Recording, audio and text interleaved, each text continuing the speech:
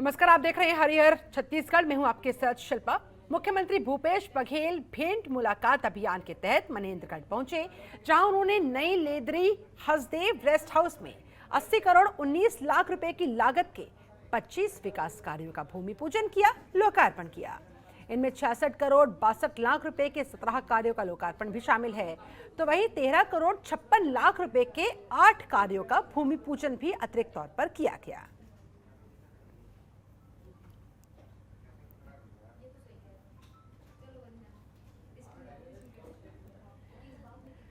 सावन कुमार हमारे साथ संवाददाता ज्यादा जानकारी के साथ इस समय फोन लाइन पर जुड़े हुए हैं। सावन, किस तरह का ये पूरा लोकार्पण का भूमि पूजन का कार्यक्रम रहा और कैसे ये प्रदेश को खुशहाली की राह पर ले जाएगा, भविष्य की किस तरह की तस्वीर प्रेजेंट करता हुआ? जी शिल्पा जी, बताना चाहूंगा, मुख्यमंत्री जब से कोरिया जिले के दौरे पर हैं, यहाँ पे उन्होंने सौगातों की बौछार लगा दी है और देखा जा रहा है कि उनके द्वारा जैसे ही यहाँ पे विधानसभा में उनका दौरा होना था, उससे पहले ही लोगों द्वारा और जनप्रतिनिधियों द्वारा एक रूपरेखा तैयार की गई। मुख्यमंत्री जब यहाँ पर आएंगे और तो उनके हिसाब से क्या क्या उनसे मांग रखी जाएगी, तो उनके तहत आज जो मुख्यमंत्री द्वारा इतनी बड़ी घोषणा यहाँ पर विधानसभा मनेन्द्रगढ़ में की गई है, जिससे देखा जा रहा है कि आने वाले समय पे एक अच्छा संदेश जा रहा है राज्य में। निश्चित तौर पर एक अच्छा संदेश जाता हुआ और सरकार की तरफ से ये दिखाने की कोशिश कि देखिए कितनी तेजी के साथ काम हो रहे हैं, तमाम वर्गों को ध्यान में रखा जा रहा है। जिस तरह से लोकार्पण हो रहा है, भूमि पूजन हो रहा है, ऐसे में उम्मीद ये की जानी चाहिए सावन कि उतनी ही तेजी के साथ इन कार्यक्रमों को धरातल पर भी उतारा जाए, ताकि जल्द से जल्द लोगों को इनका लाभ पहुंचाया जा सके। जी शिल्पा जी, अभी जिस प्रकार से लोकार्पण किया जा रहा है, तो अभी का हाल में तो यही कहना है कि ये सारी चीजें जो आज यहाँ पर रखी गई हैं, 80 करोड़ 19 लाख रुपए का जो भूमि पूजन लोकार्पण आज किया गया है, ये भी बहुत जल्द ही धरातल पर रखे जाएंगे। लेकिन बात तो वही हो जाती है, देखने वाली बात है कि ये कितनी जल्दी धरातल पर हमें देखने को मिलता है और लोग इसका किस प्रकार से जल्द फायदा ले सकते हैं। बिल्कुल, करोड़ों की ये सौगात दी तो गई है, लेकिन मनेन्द्रगढ़ की सीएम की इस सौगात के बाद की सद तक तस्वीर बदल पाएगी, आने वाला वक्त ही बताएगा। सावन, आप हमारे साथ बने रहे, आगे भी आपसे बातचीत जारी रखेंगे।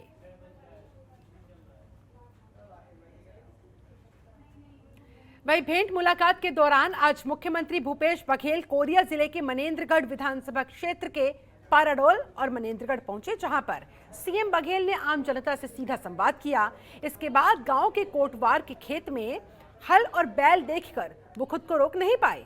किसान को खेत में हल चलाता देखकर, धान बुवाई करता हुआ देखकर वे खुद भी खेत में पहुंच गए और उसके बाद फिर उन्होंने खेत की जुताई की, धान का छिड़काव करते हुए बुवाई तक की। तस्वीरें देखिए आपके सामने, किस तरह से वहां पर सोनम धान बोते नजर आए सूबे के मुख्यमंत्री भूपेश बघेल। जनता से सीधा संवाद करते दिखाई दिए, खेत में हल चलाते दिखाई दिए। तस्वीरें आपके सामने।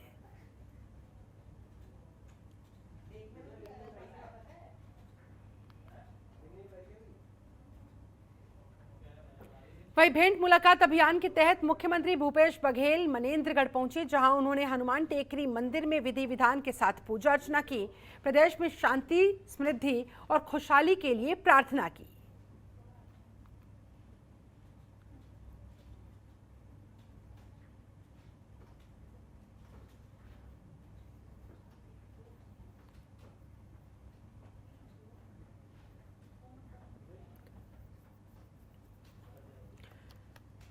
तो सीएम बघेल ने हनुमान टेकरी मंदिर में जाकर दर्शन किए, पूजा अर्चना की, प्रदेशवासियों के लिए, उनकी खुशहाली के लिए हनुमान जी से प्रार्थना की।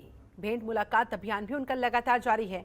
इस भेंट मुलाकात अभियान के जरिए दरअसल जन जन तक पहुंचने की ये कोशिश सूबे के मुख्यमंत्री की, ताकि लोगों के दिलों तक उतरा जा सके। और इसी कड़ी में ये अभियान लगातार आगे बढ़ रहा है। एक एक करके स्थानों को चिन्हित किया जा रहा है, वहां तक जाया जा रहा है, सीधा संवाद किया जा रहा है। मंदिरों में पूजा अर्चना करने के साथ ही ईश्वर का आशीर्वाद लेते हुए प्रदेशवासियों की खुशहाली की कामना के साथ प्रदेश तरक्की की राह पर आगे बढ़ता जाए, इस मनोकामना के साथ पूजा करते दिखाई दिए मुख्यमंत्री भूपेश बघेल। कोरिया जिले में मुख्यमंत्री भूपेश बघेल का भेंट मुलाकात अभियान चल रहा है। इसी कड़ी में आज मुख्यमंत्री ने मनेंद्रगढ़ विधानसभा में पहुंचकर वहां अधिकारियों की समीक्षा बैठक ली। बैठक में गृह मंत्री ताम्रध्वज साहू, संसदीय सचिव डॉक्टर अंबिका सिंह देव, विधायक विनय जायसवाल मौजूद रहे। साथ ही नए जिले के स्थापना कार्यों में तेजी लाने के भी निर्देश दिए गए।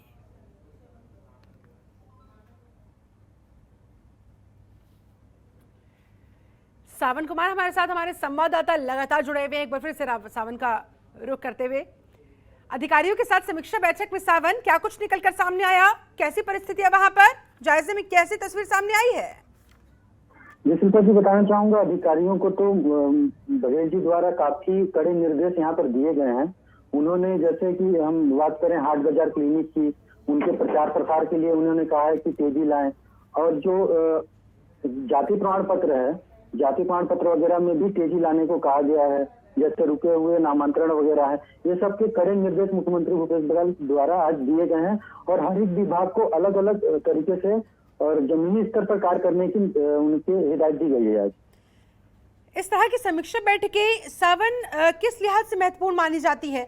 क्योंकि देखा जाता है जब जब समीक्षा बैठकें होती हैं तब तब कहीं ना कहीं अधिकारियों के बीच एक डर रहता है, एक काम के प्रति जिम्मेदारी का एहसास उन्हें होता रहता है। क्यों? क्योंकि उन्हें जब तलब किया जाता है, उनसे जब जवाब मांगा जाता है, उन्हें जवाब देना होता है।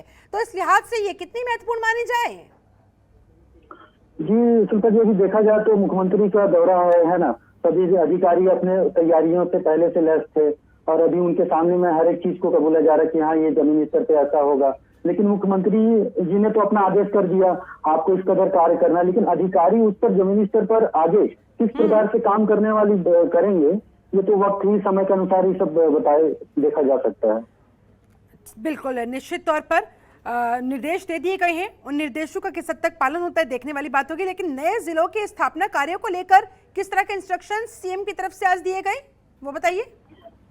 जैसे नए जिलों का जो स्थापना चिरमिरी मनेंद्रगढ़ भरतपुर हुआ है मैडम, यहाँ पे ओएसडी को पहले ही बैठा दिया गया है। तो ओएसडी पे अभी न्यू जिले के जो स्थापना होना है उसमें अधिकारियों के चयन के लिए टीम बनाई गई है। उसके द्वारा अधिकारियों का चयन कर किस विभाग में किस अधिकारी को रखा जाएगा, इस पे एक रणनीति तैयार करके काम करने को कहा गया है। ठीक है सावन, ऐसे में उम्मीद यही की जा रही है कि ये जो तमाम बैठकें हो रही है फ्रूटफुल रिजल्ट्स इससे निकल सके, ताकि प्रदेश विकास की राह पर आगे बढ़ सके। सूबे के मुखिया इतने एक्टिव नजर आ रहे हैं, जाहिर सी बात है उसका धरातल पर भी असर दिखाई दे, उतने ही एक्टिव अधिकारीगण भी नजर आए। बहुत शुक्रिया आपका सावन कुमार इस पूरी बातचीत के लिए, पूरी जानकारी के लिए।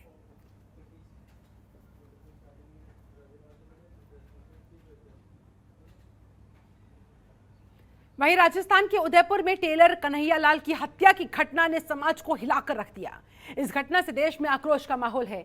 इस बीच प्रदेश के सीएम भूपेश बघेल का भी बड़ा बयान सामने आया, जिसमें उन्होंने इस घटना की जमकर निंदा की और कहा कि इस तरह की घटनाओं को बर्दाश्त नहीं किया जा सकता।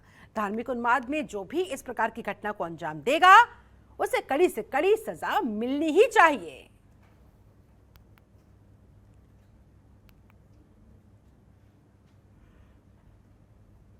तो ऐसी घटनाओं को बर्दाश्त कतई नहीं किया जा सकता। आरोपियों को कड़ी से कड़ी सजा दी जाए, सीएम बघेल की तरफ से कहा गया। उदयपुर घटना जिसने पूरे देश को झकझोर कर रख दिया, उस पर सीएम बघेल ने दिया है ये बड़ा बयान। उन्होंने कहा कि एक सभ्य समाज में इस तरह की नृशंस हत्या, ऐसा मामला बर्दाश्त नहीं किया जा सकता। ऐसी घटना ना बर्दाश्त के काबिल है और इस वजह से आरोपियों को कड़ी से कड़ी, सख्त से सख्त सजा मिलनी ही चाहिए। देखिए, यदि कोई विधायक नाराज हो, कोई गुट नाराज हो और उसके बाद उसमें बदलाव हो तो समझ आता है। लेकिन जहां उद्देश्य से कि सरकार को गिराना है और उसके लिए घेराबंदी करे, बाड़ाबंदी करे, विधायकों खरीद फरोख्त करे, चाहे वो राजस्थान की बात हो, मध्य प्रदेश की बात हो, गोवा की बात हो, कर्नाटक की बात हो, चाहे नॉर्थ ईस्ट में हो, चाहे अब महाराष्ट्र में तो लगातार ये लोग कर ही रहे थे। सब उसके मंत्री विधायक गली कूचे में घूम घूम के और धरपकड़ कर ही रहे थे। तो ये उचित तो नहीं है। पिछले दिनों दो घटनाएं देश में उथल पुथल मचा दी थी। पहली थी उदयपुर की घटना, दूसरी महाराष्ट्र की राजनीति पे जो उथल पुथल मची उसके बारे में मुख्यमंत्री भूपेश बघेल ने आज दोनों घटनाओं के बारे में बात करी। मुख्यमंत्री भूपेश बघेल का कहना था कि उदयपुर की घटना की जितनी कड़ी निंदा की जाए उतनी कम है। दूसरी, महाराष्ट्र की राजनीति में भारतीय जनता पार्टी को उद्धव सरकार गिरने पर जश्न मनाने से ये साबित हो जाता है कि कहीं ना कहीं भारतीय जनता पार्टी की सियासत की बिसात पहले से बिछी हुई थी।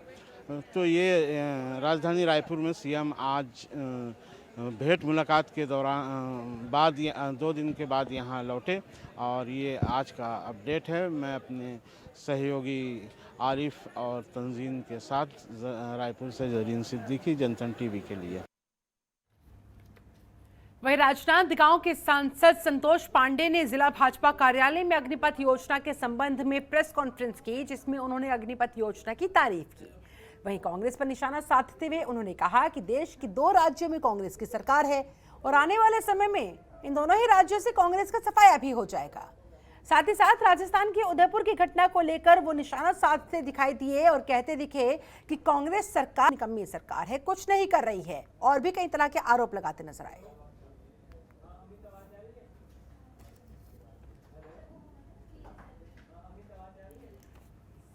तो उदयपुर की घटना पर कांग्रेस सरकार पर लगातार सवाल खड़े हो रहे हैं। कहीं ना कहीं मौका मिल गया है विपक्षियों को। यहां पर कांग्रेस पर सांसद संतोष पांडे ने ये आरोप लगाए।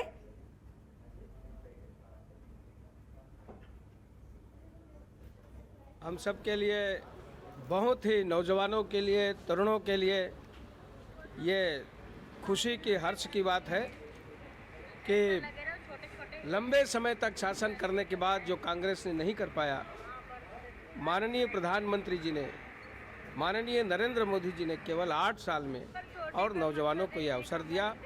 अग्निपथ के माध्यम से ऐसे नौजवानों का हुजूम, राष्ट्रभक्तों का जज्बा लिए पूरे समाज के अंदर, समाज में तो बाद में जाएंगे, किंतु हमारी तीनों सेनाओं में इनकी भर्ती की जाएगी। और जिस प्रकार से इजराइल में, रशिया में, चाइना में और विश्व के भिन्न भिन्न देशों में जो सफल प्रयोग किया जा चुका है, वो भारत में भी होगा। जांजगीर चांपा जिले में आरटीओ और यातायात विभाग ने निजी स्कूलों के बसों की जांच की। शिविर में 76 गाड़ियां पहुंची। इनमें से 10 गाड़ियां जांच में अनफिट निकली, जिन पर लगा दिया गया 10,000 रुपए का फाइन यानी जुर्माना। वहीं कई स्कूल संचालकों ने दूरी का हवाला देकर गाड़ियां भिजवाई ही नहीं। आरटीओ विभाग के अधिकारी आनंद शर्मा ने बताया कि जांच में जो भी खामियां वाहनों में मिली है, उसे 15 दिनों के भीतर दूर करने के स्कूल संचालकों को निर्देश दे दिए गए हैं। यानी कि 76 गाड़ियां वहां पर जांच के लिए पहुंची, जिनमें से 10 गाड़ियां अनफिट पाई गई, जिनके ऊपर 10,000 रुपए का जुर्माना लगाया गया और 15 दिनों का इन्हें समय दिया गया कि 15 दिनों के अंदर अपनी खामियों को दूर करें, दोबारा जांच करवाए, दोबारा सर्टिफिकेट ले। साल में एक बार किया जाता है स्कूल बसों के लिए, और माननीय उच्चतम न्यायालय की 16 बिंदुओं की गाइडलाइन है, उसका पालन किए जा रहे हैं कि यार स्कूल बसों में उसकी चेकिंग भी, जैसे कि speed governor, GPS system, camera और रेडियम, ये सब लगाया, फायर एक्सटिंग्विशर, ये सब की जांच की जाती है। जाली, जिससे बच्चे हाथ मत निकाल सके, ये सब की जांच की जाती है। तो आज स्कूल तो कोरोना काल के बाद बहुत साल बाद खुला है, 2 साल बाद, तो ट्रैफिक पुलिस, परिवहन और स्वास्थ्य विभाग द्वारा हम लोग परीक्षण भी कराए हैं चालक परिचालकों का। ये सब एक संयुक्त जांच की गई थी आज, तो इसमें हमने जांच की है आज। तो जिसमें कुछ कमी पाई गई है तो उसका कुछ चालान किया गया, और बाकी को हिदायत दी गई कि 15 जुलाई तक ये सब आप पूर्ण करा ले, अन्यथा उसके पश्चात हम लोग संयुक्त कार्रवाई करके चालानी कार्रवाई की जाएगी। वाहन करने वाले जो वाहन हैं जिले में, उनका आज चेकिंग कैंप लगाया गया था, जिसमें लगभग 80 वाहन आज आए थे। इसके बाद यह एक स्टेप में और एक बार और इसका कैंप लगाया जाएगा, ताकि जितने और स्कूली वाहन नहीं आ पाए हैं उनको भी हम पूरा इसमें उनकी चेकिंग करेंगे। 4 मुख्य विषय थे, जिसमें एक है वाहन, दूसरा वाहन के चालक, तीसरा नंबर विद्यार्थियों के सुरक्षा के लिए जो उपाय किए जाने हैं, और साथ में स्कूल के जो मैनेजमेंट है उनके द्वारा जो कार्रवाई की जानी है। इस सभी विषय में इनको ब्रीफ किया गया है। वाहन के जितने भी कंपोनेंट्स हैं उनकी चेकिंग की गई है। वाहन चालक के स्वास्थ्य, उनका आई टेस्ट, उनका बीपी, इस प्रकार की चेकिंग की गई है। साथ में विद्यार्थियों के सुरक्षित परिवहन के लिए उसमें कैमरे की व्यवस्था, फायर एक्सटिंग्विशर की व्यवस्था है या नहीं, उनके स्कूली बैग को रखने की व्यवस्था है या नहीं, इस प्रकार की चेकिंग की गई है। और स्कूल के जो मैनेजमेंट हैं उनको हिदायत दी गई है जो भी गाड़ी में जो फॉल्ट हैं वो 15 तारीख तक पूर्ण कर लें। जांजगीर से हमारे साथ हमारे संवाददाता अमित सूर्यवंशी भी जुड़े हुए हैं। अमित, जांच के लिए गाड़ियों को बुलाया गया, पहली बात तो कुछ गाड़ियां पहुंची ही नहीं, स्कूल संचालकों ने भेजी ही नहीं, और उनमें से भी जो गाड़ियां पहुंची उनमें से भी कई गाड़ियां अनफिट निकली। ऐसे में फिलहाल ये तस्वीर किस तरफ इशारा करती हुई? हिदायत तो दे दी गई है, लेकिन क्या लगता है इंस्ट्रक्शंस क्या अब भी माने जाएंगे? जी, पुलिस लाइन जांजगीर में परिवहन विभाग और यातायात विभाग ने निजी स्कूल वाहनों की बसों की जो जांच शिविर लगाई गई है, जिसमें 50% ही वाहन में परीक्षा में पहुंचे हुए हैं। जिले में कुल 125 बसों का संचालन हो रहा है, और वहीं जिला परिवहन अधिकारियों की टीम ने लगातार सभी एक बसों को जांच किया गया है, जिसमें से वाहनों में कमी पाई गई है, जिसमें मुख्य रूप से कैमरे की कमी है, अग्निशमन यंत्र और जीपीएस सिस्टम में खराबी पाई गई है, जिनको सुधार करने के लिए निर्देश दिए गए हैं। वहीं बसों के संचालन करने वाले चालकों को भी स्वास्थ्य परीक्षण कराया गया है, जिसमें से कई वाहन चालकों की आंखों की कमजोरी, बीपी शुगर की कमजोरी और अन्य बीमारी मिले हैं, जिनको स्कूल संचालक को साफ निर्देश दिया गया है कि स्वास्थ्य चालक को ही बसों को संचालन किया जाए। और वहीं बिल्कुल, क्योंकि ये बेहद गंभीर मामला है अमित, ये बच्चों की जिंदगी से, उनकी सुरक्षा से जुड़ा हुआ मामला है। ऐसे में जरा से भी लापरवाही उनकी जान पर बन सकती है, इस बात को समझना होगा।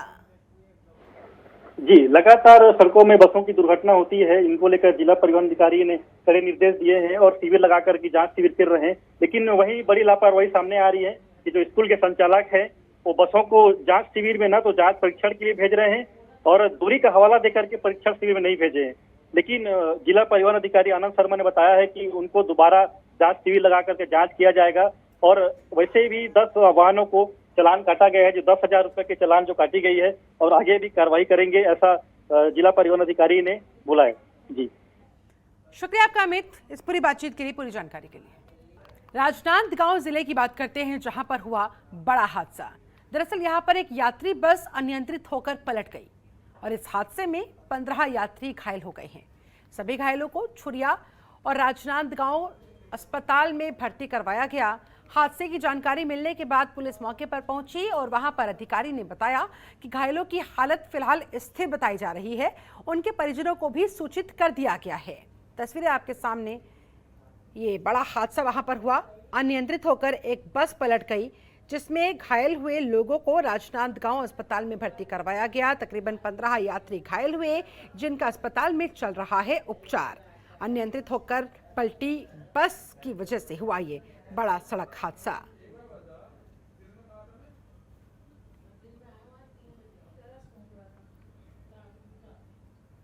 इस घटना की जानकारी तुरंत पुलिस को दी गई। पुलिस ने मौके पर पहुंचकर सबसे पहले इन यात्रियों को रेस्क्यू टीम के द्वारा रेस्क्यू करवाया, तुरंत नजदीकी अस्पताल में उन्हें पहुंचवाया, वहां पर उनका उपचार समय से शुरू कर दिया गया।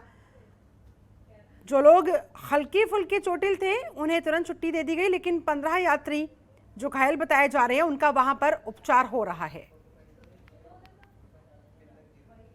बैकुंठपुर जिला अस्पताल अपने कारनामों से हमेशा सुर्खियों में रहता है, जहां शासन स्वास्थ्य सुविधाओं की बड़ी बड़ी बातें तो करता है, लेकिन यहां जमीनी हकीकत कुछ और है। जमीनी स्तर पर बैकुंठपुर जिला चिकित्सालय में सभी वादे खोखले ही साबित दिखाई देते हैं। यहां ऑपरेशन करने के नाम पर मरीजों से पैसे की डिमांड होती है। बता दें आपको कि जिला अस्पताल बैकुंठपुर से एक नया मामला सामने आया है, जहां एक महिला को इलाज के लिए 26 तारीख को जिला अस्पताल में भर्ती करवाया गया था। डॉक्टर कमला पटेल ने ऑपरेशन करने की बात कही थी, जिसके बाद 26 तारीख को भर्ती करवा दिया गया, लेकिन अब महिला को हर दिन टाल मटोल करके ऑपरेशन करने को हर दिन नई तारीख दे दी जाती है। मरीज की पुत्री ने जब मैडम के पहचान के व्यक्ति के साथ जब डॉक्टर कलावती से बात की, तो मैडम 10,000 रुपए लेकर ऑपरेशन करने को तैयार हुई। फिर दूसरे ही दिन मना कर दिया गया। फिर जब उनसे दोबारा बात की गई तब रेट और बढ़ा दिए गए। फिर 10,000 नहीं, उन्हें 15,000 चाहिए था। 15,000 लेकर ऑपरेशन करने को कहा गया। स्वास्थ्य सुविधाओं की बात कही जाती है तो जो हकीकत होती है आप देख सकते हैं, इस घटना के द्वारा अंदाजा लगाया जा सकता है कि दावे कहां है और हकीकत कहां है। अभी हम आज खड़े हैं कोरिया जिला के स्वास्थ्य केंद्र पर, जहां अस्पताल की एक अपने की सुर्खी पर ही रहता है। वैसा ही एक मामला सामने आया है, जहां महिला को ऑपरेशन के नाम से 1 हफ्ते से रखा गया है। उसके बाद बताया जा रहा है कि नहीं, आप इसे लेके जाइए। आइए उनसे बात करते हैं कि आखिर क्या तकलीफें हैं, जानते हैं। क्या नाम है आपका? रूपा। रूपा जी, आप बताइए कि क्या हुआ है, परेशानी क्या है? मेरी मम्मी का पेट में बच्चादानी में गोला हो गया है और 1 सप्ताह हो गया है। यहाँ बोल रहे हैं कि हो जाएगा करके। चेकअप कराने के बाद बोले कि उसमें उसके शरीर में ब्लड कम है। फिर हम लोग ब्लड किसी से जुगाड़ करके हम लोग उसमें ब्लड चढ़वाए। फिर उसके बाद फिर मैडम को पूछे तो मैडम बोली थी है कि मैं 2-3 दिन में कर दूँगी करके। फिर दूसरा तीसरा दिन के बाद गए तो बोलती है कि अभी नहीं, 10-15 दिन के बाद करूँगी करके। फिर आज जाके पूछे तो बोलती है कि अभी घर ले जाओ, मैं दवाई लिख दे रही हूँ। फिर 2-4 दिन के बाद 10-12 ग्राम ब्लड बढ़ जाए। कई दिन से आप भर्ती किए हैं? आप यहाँ 1 सप्ताह हो गया है, 26 तारीख से भर्ती किए हैं। तो मैडम अभी बोल रही है कि यहाँ से घर ले जाइए, 2-4 दिन के बाद ले आना, मैं टेबलेट लिख दे रही हूँ, ऐसे करके। तो देखिए, आपकी यहाँ पर मरीज अपना इलाज करवाने जिला अस्पताल पर आते हैं, उन्हें एडमिट किया जाता है। पहले तो बात किया जाता है कि नहीं, उनको हमारे द्वारा यहाँ पे ऑपरेशन किया जाएगा। फिर ऐसी क्या वजह हो जाती है कि जिससे फिर 3-4 दिन के बाद, 1 हफ्ता रखने के बाद बोला जाता है कि नहीं, आप घर चले जाइए, हम बाद में लेके आएंगे। ये जिला अस्पताल का रवैया हमेशा से देखा गया है। जबकि माननीय मुख्यमंत्री जी का यहाँ पे दौरा भी जारी है। मुख्यमंत्री जी आज यहाँ से कोरिया जिले से रवाना होने वाले हैं। उसके जाने के पहले ही अधिकारियों की यह जो रवैया है इनका सामने आने लगा है। क्या वहाँ पर हॉस्पिटल में किसी प्रकार की पैसे वगैरह की मांग की गई है क्या? मैडम तो मेरे से नहीं बोली है, लेकिन उसके द्वारा कोई और है वो जो बुलवाए कि मेरे को मैडम 10,000 बिना कुछ करती नहीं है। हरियर छत्तीसगढ़ में फिलहाल बस इतना ही। आप बने रहे जनतंत्र टीवी के साथ। नमस्कार। खबरों के निष्पक्ष विश्लेषण के लिए सब्सक्राइब करें Jantantra TV and press the bell icon. Never miss any update.